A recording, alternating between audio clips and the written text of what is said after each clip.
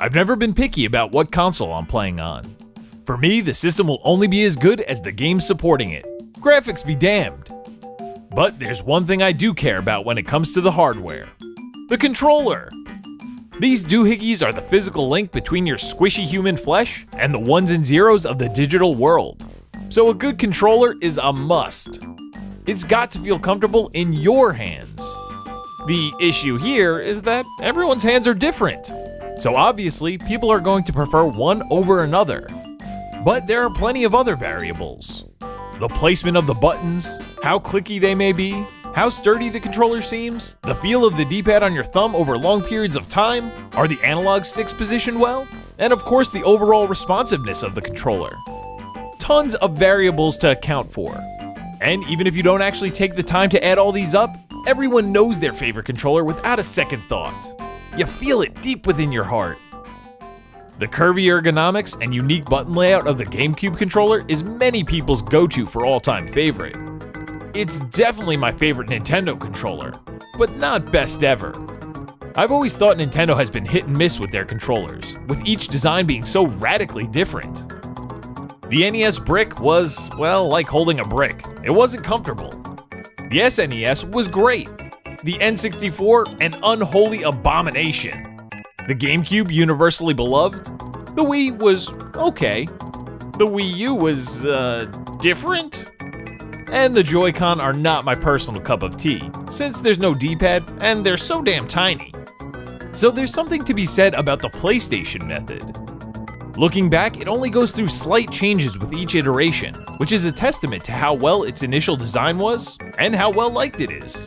It's a fantastic controller, and with each new console you feel right at home with one less hurdle to get used to since it's so familiar. But alas, it is not my favorite controller of all time. Now that title goes to the controller for the Sega Genesis. Oh, and not just the standard one, the 6-button arcade pad. Now this is a thing of beauty. The D-pad, unlike the SNES, had a fully circular pad with diagonal positions actually being represented.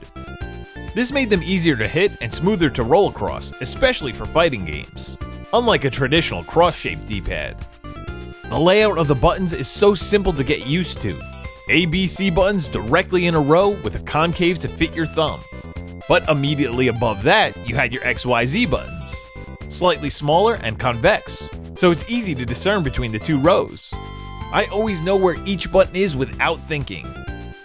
I still own my original 6-button controller from over 25 years ago, and it's still kicking despite some battle damage. But controllers can sometimes be pricey, and most would rather spend that money on an actual game. So you skimp and you buy a third-party controller.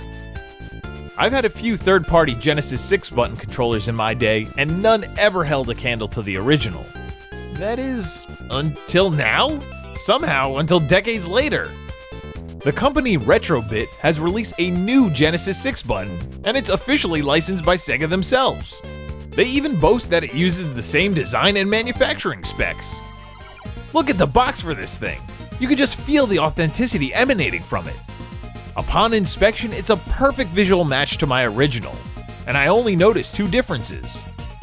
The plastic has a slightly different texture, but that could just be from the years of wear on my original, and the re-release has a 10-foot cord. Other than that, they are identical. But the most important thing is, does it play as good? Well, surprisingly, yeah. After playing through hours and hours of games, I cannot tell the difference. It's just as responsive, the buttons have the same satisfying click, the D-pad rolls super smooth, it's a perfect facsimile. And the price point is only $14.99, an incredible deal. Consoles, games, controllers, they'll all eventually wear down and break one day. So it's nice to have companies making quality products to replace them. And now you don't have to hunt down an original because Retrobit has truly outdone themselves, and I'd recommend this to any Genesis fan. Thanks for watching, everyone. What's your favorite controller? Let me know down in the comments below. And remember, it's all fun and games.